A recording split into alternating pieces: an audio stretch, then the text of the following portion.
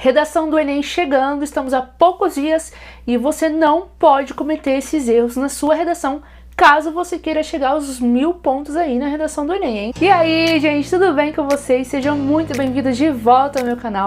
Eu sou a professora Débora Marques. Hoje nós vamos conversar um pouco mais sobre a redação do Enem, os erros que você não pode cometer no dia da sua prova. É muito normal você chegar na redação do Enem com muita ansiedade, porque você se preparou o ano todo para fazer aquela prova. Então, quando você chega ali na redação do Enem, no dia da prova, realmente, para fazer ali o que você fez o ano todo, para colocar seus conhecimentos na prática, dá um tum-tum-tum no coração que você parece que vai travar. Falta o fôlego, falta o ar, eu sei de tudo isso. Por isso que eu estou fazendo esse vídeo para te ajudar e falar que calma, vai ficar tudo bem. Você se preparou o ano todo para chegar esse dia e você está muito preparado, pode ter certeza. Mas vamos ver os erros aí que você não pode cometer de jeito nenhum na redação, hein? Quando você for começar a redação do Enem, o ideal é que abriu a prova, já vai lá, leia o tema, veja qual é o tema da redação, leia com muita atenção os textos motivadores.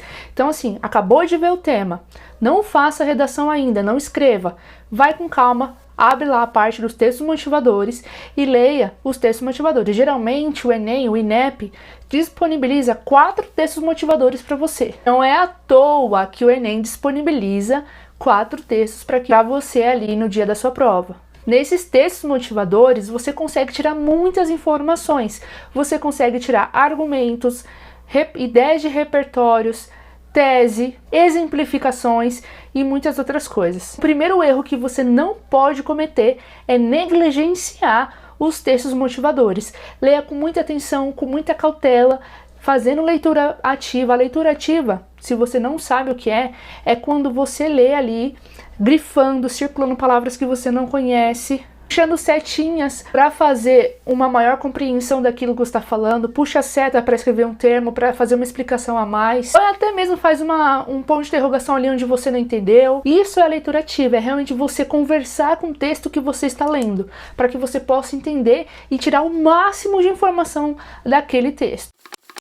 Depois que você leu ali os textos motivadores, você vai partir para o seu planejamento textual. E aí eu já parto aí para o segundo erro que você não pode cometer. Você não pode deixar de fazer planejamento textual. Isso é que os alunos mais fazem, que mais na agonia. Você não pode deixar de fazer planejamento textual na sua redação, por favor. Se você quer tirar 900 mais, quer tirar 1000, você precisa fazer planejamento textual na sua redação. Se você não fizer, é um grande erro. E o planejamento textual nada mais é do que você organizar as suas ideias antes mesmo de escrever ali toda a sua redação.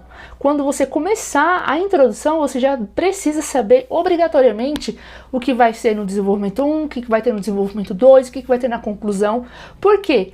O corretor, ele está esperando que você tenha né, já o planejamento textual ali completinho, tudo estruturadinho. Quando você for começar o seu texto, você vai estar totalmente organizado nas suas ideias. Se você não sabe o que eu estou falando aí sobre o planejamento textual, aqui no meu canal do YouTube tem várias informações para você sobre o planejamento textual. Dá uma olhada aí nos vídeos mais anteriores, eu vou deixar aqui também no box de informações para você assistir logo após esse, tá bom? Mas a ideia do planejamento textual é você realmente organizar todas as ideias antes de escrever o texto. Então, antes de começar a escrever a sua redação, você precisa pensar qual que é a minha opinião, por que esse problema aqui acontece, quais são as soluções plausíveis para a solução desse problema, os repertórios que eu vou usar aqui. Eu vou usar Aristóteles como repertório, eu vou usar Clarice Lispector como repertório. O que eu vou usar para embasar as minhas informações? Tudo isso você precisa decidir antes de fazer a sua redação. Porque imagina, você está lá fazendo a redação, está lá no desenvolvimento 1, já fez a introdução, está no desenvolvimento 1. Aí lembrou de uma coisa que poderia ter colocado lá na introdução. Só que, poxa, você já está ali escrevendo no desenvolvimento 1, você vai apagar tudo para refazer? E o tempo? Tempo na redação do Enem é dinheiro, hein? Tempo vale muito ali, porque você tem 90 questões para responder ainda. Então, ó, tem que acelerar. E para não perder tempo, precisa estar com o planejamento textual tudo alinhadinho ali. O terceiro erro que você não pode cometer na redação é esquecer de relacionar o seu repertório, de explicar o repertório ali na sua redação. que muitos estudantes, muitos candidatos fazem é que eles colocam os repertórios, tipo, super nada a ver, e deixa lá. Bom, coloquei repertório, tá tudo certo, tá valendo. E não é assim que funciona, tá? Você precisa sim colocar repertórios na sua redação, repertórios socioculturais que vão embasar as informações que você vai colocar. Repertórios, eles são avaliados lá na segunda competência do Enem, mas você precisa ter um pouco de cautela, precisa tomar cuidado, porque todas as vezes que você colocar um repertório, você precisa explicar esse repertório, precisa desenvolver esse repertório dentro do tema. Então, se você colocou lá uma frase do Aristóteles, por exemplo, você vai ter que explicar o que tem a ver essa frase do Aristóteles com o tema que você está trabalhando. Tá? Digamos que o tema seja a valorização da leitura, e eu coloco uma frase do Aristóteles falando que só sei que nada sei. O que tem a ver só sei que nada sei com a valorização da leitura? Aí você precisa explicar. Tudo bem que eu peguei uns exemplos aqui super nada a ver, mas é só para você entender que eu preciso explicar uma coisa, o que tem a ver o repertório com o tema. Vamos pegar um exemplo mais plausível aqui. Se eu estou falando de um tema que é sobre, por exemplo, a evasão escolar, ou seja, as pessoas que não concluíram a escola acabaram saindo ali no meio, né? Eu vou usar o Paulo Freire como repertório, que é um grande pedagogo. E aí eu pego e falo assim: Paulo Freire afirmou que a educação brasileira é conteudista. Através dessa afirmação, pode-se perceber que a fala de Paulo Freire se encaixa na realidade, visto que a educação, os professores estão preocupados em apenas ensinar os alunos para passarem determinadas provas, mas não está preocupado em preparar cidadãos com responsabilidades sociais. O que eu fiz? Eu peguei o meu repertório, falei sobre Paulo Freire e expliquei o que tem a ver esse ensino conteudista que o Paulo Freire está falando com o tema da redação, com o assunto que eu estou trabalhando, tá? Então eu não posso simplesmente falar assim: o Paulo Freire disse que o ensino é conteudista.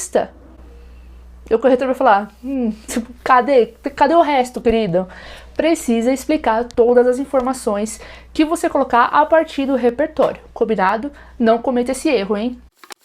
E por fim, o último erro que você não pode cometer na redação é esquecer de revisar sua redação ali antes de passar ela limpo.